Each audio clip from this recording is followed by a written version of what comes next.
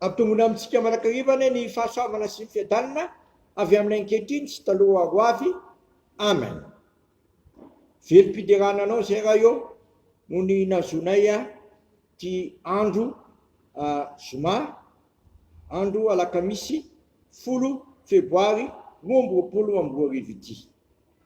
Raha eo ataovy tsapana indray fa ny teninao dia tsy averinao any aminao tsy efa natateraka zay nanonganao azy. Dia mihitsy zany teninao zany indray zay amin'ity ohatsy fotoan'ity ny Jesosy mofinainao amin'ny anaranao naovana izany, oka aminay manakariva ny fahafenony fananao masina. Amen. Amin'ity andro alakamisy 10 febroary 2024 ity gavana dia ny anjara mofinainantsika dia ny Jeremia 7:30 andininy 2:20 ka hatramin'ny 2:20 amin'ny anaran'i Jesosy. Indro avy ny andro Jehovah zay anatanterahako ny teny soa zay nolazaiko ny amin'ny taranak'i Israely sy ny taranako Jody. Amin'izany andro zany sy amin'izany fotoana zany dia ampaniry ratsana marina ho an'i Davida aho ary hanao fitsarana sy fahamarinana amin'ny tany izy. Ary amin'izany andro zany koa dia hovonjena ny Jody ary Jerusalema ny fahizay ary zao no hanonona azy Jehovah fahamarinantsika. Fa zao no lazain'i Jehovah: Davida tsy ho diso zanakalahy petraka amin'ny seza fianianan'ny taranak'Israely, ary le vita pitsona tsy ho diso zanakalahy io anatrehako mba hanantena ny manakariva fanatitra voatongana sy fanatitra hoarina ary fanatitra hafa latsatra.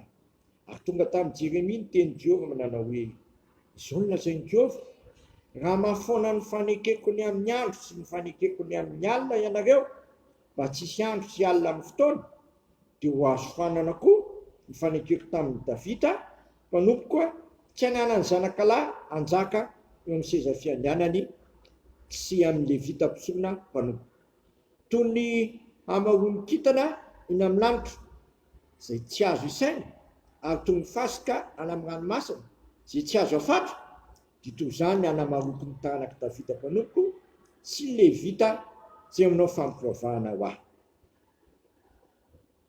Masinao manamasinana ny fahamarinana, ny teninao ny fahamarinana. Amen. Azafady fa mbola mitony amin'ny 9:20.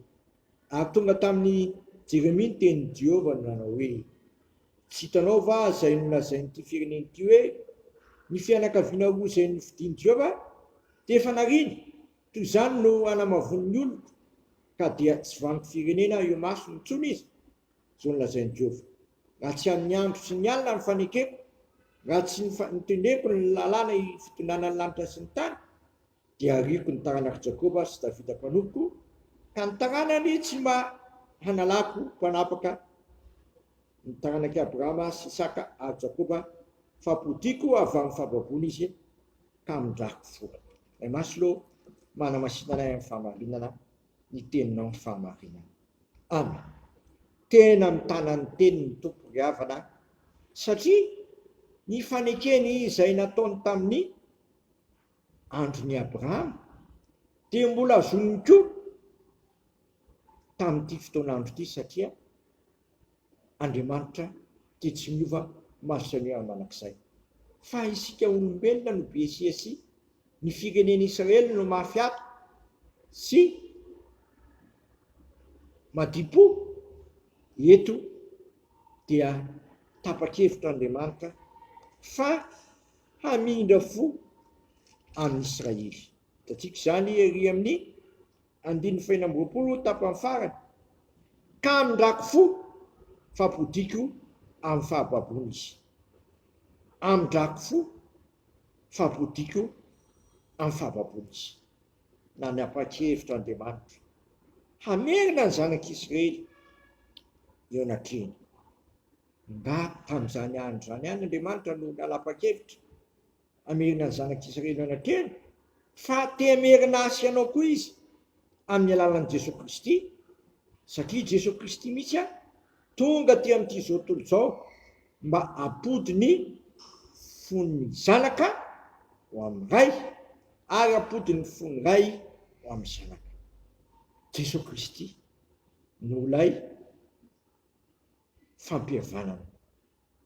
Zay nalatsaka ny rano teo amin'ny azo fijaliana, ka ianareo zay lavitra taloha dia nampakikeza ny rano Kristy.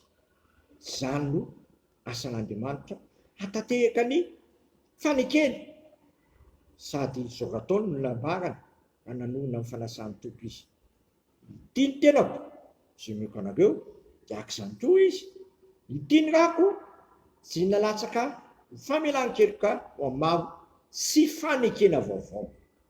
Vita n'Andriamanitra ry havana ny ampody ahy sy ny ampody anao io anatreny amin'ny alalan'ilay zanany, koa aza manamafy fotsony, aza madipotsony zaso ianao a fa andaotsika todika ao amin'ny tompo a, miverina ao aminy a, satria amin'antona azy sika dia nantona antsika izy, ary izy raha teo hoe sy manantona tsy ho lafo mihitsy.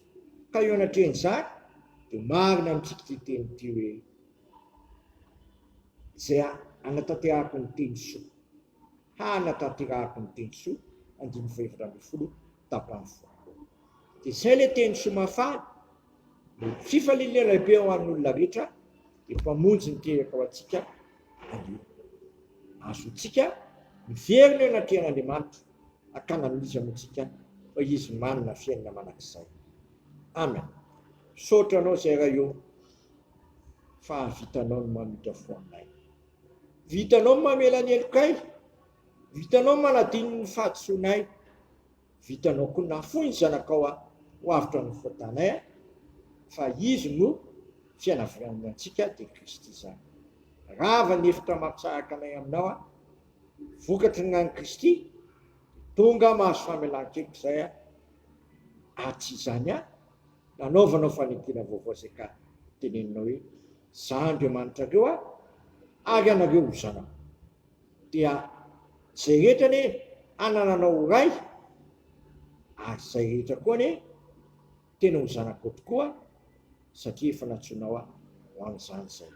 Dia sitrakainy ary hivavaka hoe anay zay nan-danitra, masina ne ninaranao, ho tonga ne ny fanjakanao, atao ne ny sitraponao ety an-tany tahaka ny an-danitra. Menay niny anina sazo anay ary mamela ny helokay tahaka namelana izay meloka taminay, aiza mitondra anay amin'ny fakapanahy, fa manafanay amin'ny ratsy, anao ny fanjakana sy ny hery ary voninahitra manakizay. Amen. Tanterahany tompo amintsika ne izao todrano mpinonina amin'ny naharay zanakary fanamasina zao raiso amin'ny fifaliana sy fitiavana izany ary fanantenana. Mitanareo ne ny tompo ka miaranareo, mampamirapiratra ny tavanareo ne ny tompo ka mamindra fo aminareo, manadratra ny tavanareo ne ny tompo ka manome anareo fiadanana. Amen. Voninahitra ne ho an'Andriamanitra rerany amin'ny anaran'ny Ray sy ny Zanaka ary ny fanahy masina. Amen.